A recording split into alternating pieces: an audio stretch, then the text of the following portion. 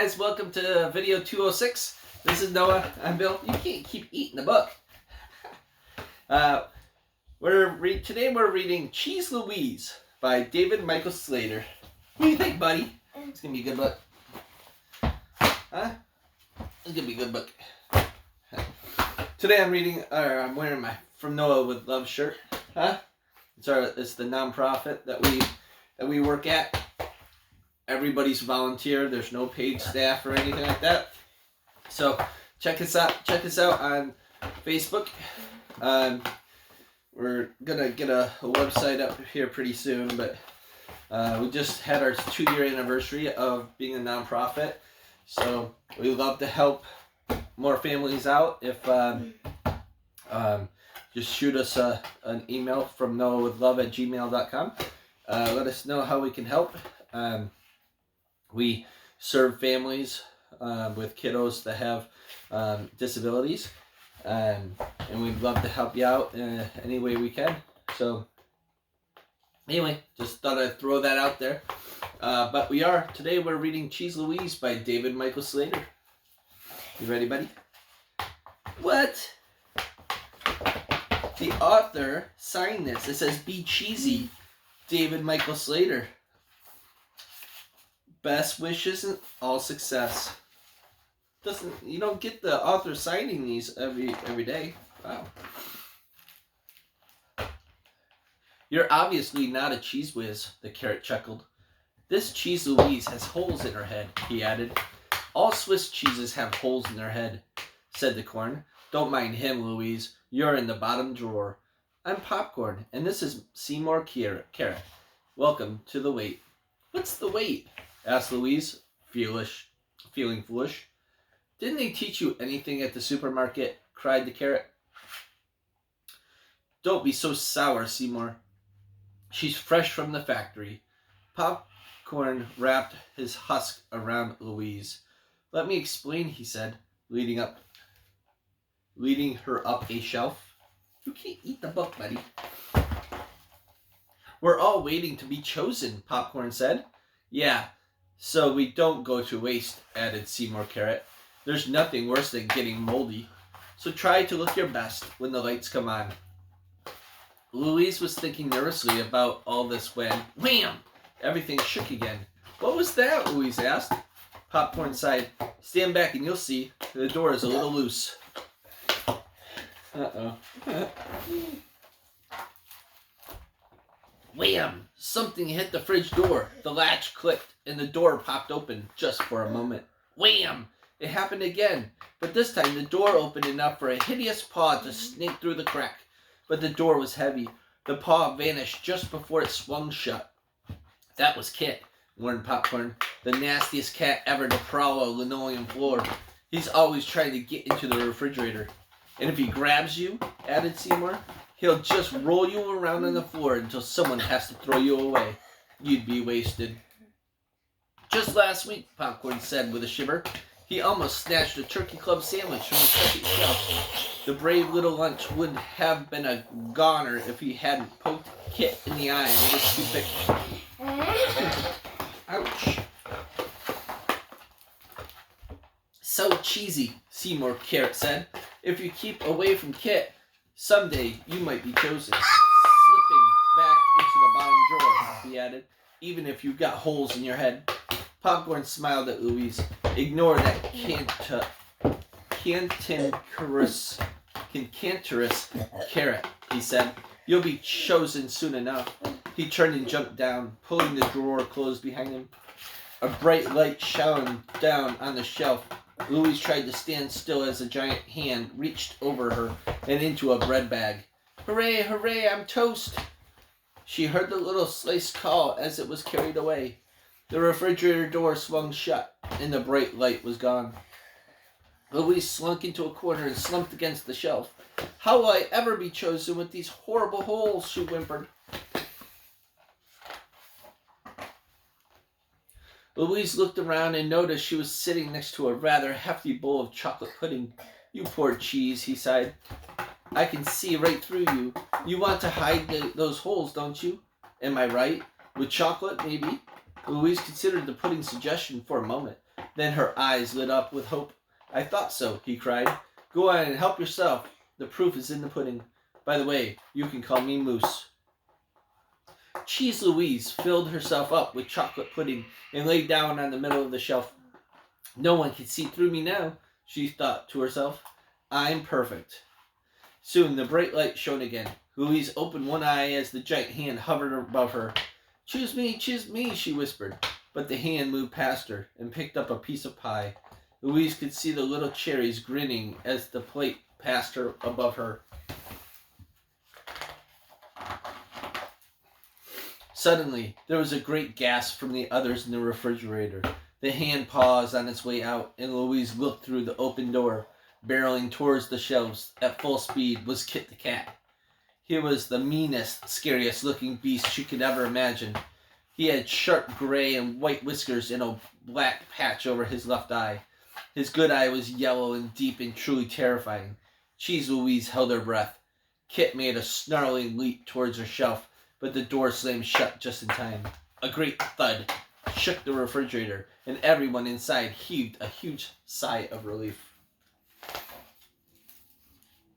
Frightened and sad, Louise cleaned herself off and slipped back down to the bottom drawer. She wanted to curl up inside her bag forever. When Seymour Carrot saw her with tiny bits of chocolate pudding still clinging to her edges, he began to laugh. "Hey, Pop," he howled. "Here's a sight for sore ears." "Oh, leave her alone, you tapering root," snapped Popcorn. He was about to say something else when the refrigerator lights began flashing on and off. "It's the emergency alarm," Popcorn explained. "The leader has called a meeting." Let's go, move it, foodstuffs." Cheese Louise followed Popcorn, Seymour Carrot, and all the others up the shelves of the refrigerator. Soon everyone was packed together on the top shelf. In front of the crowd stood a wise-looking box of baking soda. "Is that the leader?" whispered Louise. "Of course," replied Seymour Carrot. "Some say she's as old as the refrigerator, but no one knows for sure. Now hush." Their leader cleared her throat. "We have an emergency," she said in a scratchy voice. "It is past bedtime, and our lookouts have spotted a yogurt named Humphrey stranded on the table." Everyone gasped. The leader continued. "Humphrey is too frightened to climb down. If Kit doesn't get him first, he'll spoil overnight. We need a brave volunteer who can plug Kit's nose so the rescue team can get to Humphrey." "He won't wake up if he can't smell anything," exclaimed Popcorn. "But who could get close enough to do it? He still has one good eye, and he's smart. He'd see right through any trick we might try." That gave Louise an idea. She stood up tall and declared, "I can do it."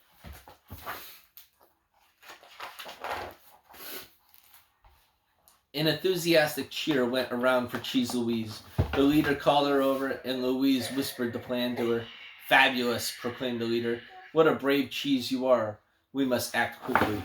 "To the door," she cried. Everyone followed her to the edge of the bottom shelf. It took all their strength to push open the huge door from the inside. Cheese Louise stepped timidly out onto the cool kitchen floor carrying a bag clip given to her by a sack of tortillas. She trembled as she looked at Kit sleeping on his pillow next to the table. Cheese Louise sneaked towards Kit. She could hear him growling in his sleep as she crept closer and closer and closer. Finally, Louise stood within reach of Kit's nose. She leaned forward slowly, clutching the bag clip. Kit began to twitch. His nose moved from side to side. His eyes were beginning to open. His eye was beginning to open. Louise was quaking with fear, but she was running out of time. She took one last deep breath, leaned over so her biggest hole was right in front of Kit's good eye, and pop! Put the bag clip on Kit's nose. Kit's yellow eye snapped open in surprise, but it stared right through Louise. He growled and blinked while Louise held perfectly still. Kit looked, but nothing seemed out of the ordinary. He snarled and yawned, then closed his eye again and started to snore. The rescue team slipped silently out of the refrigerator. They made a safety net of cling wrap for Humphrey, and he began down into into it from the table. Because the cheese had holes in it.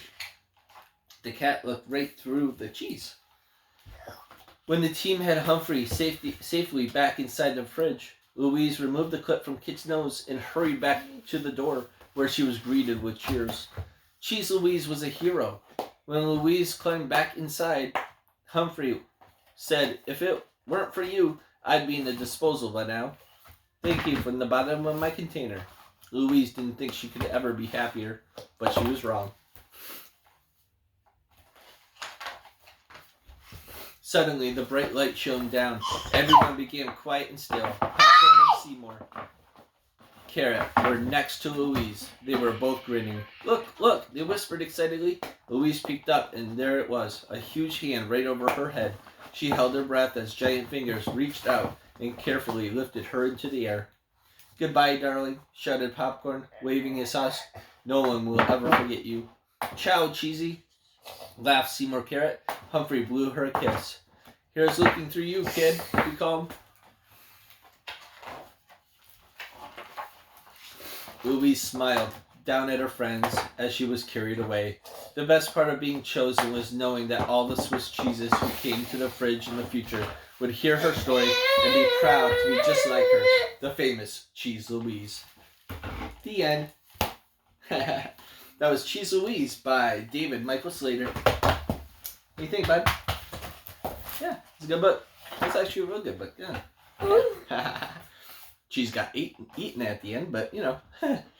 Anyways, as always, like, share, and subscribe our Facebook, Instagram, and YouTube channel. Go to noahsgear.com. Check that out. Let us know what you think. Black Friday's coming up. The big shopping season. No, you can't rip that, buddy. You can't rip that.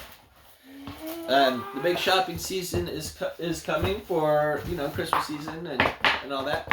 So if you haven't linked your Amazon account to our Amazon Smiles to from Noah with Love, which is a 501c3 nonprofit, please go ahead and do that. If you're near a Kroger, Fred Meyer, connect your rewards card to the from Noah with Love. We get a quarterly dividend. Nothing extra needs to be done by you. Everything is automatic. It's just something that gets done. I can't have you hit the button, buddy. So please do both of those. It doesn't cost you any extra, and it will help the nonprofit. So anyways, before you hit stop, can you say goodbye? Stop. Say goodbye. We'll see you tomorrow, Wednesday. All right. See you later, guys. Bye.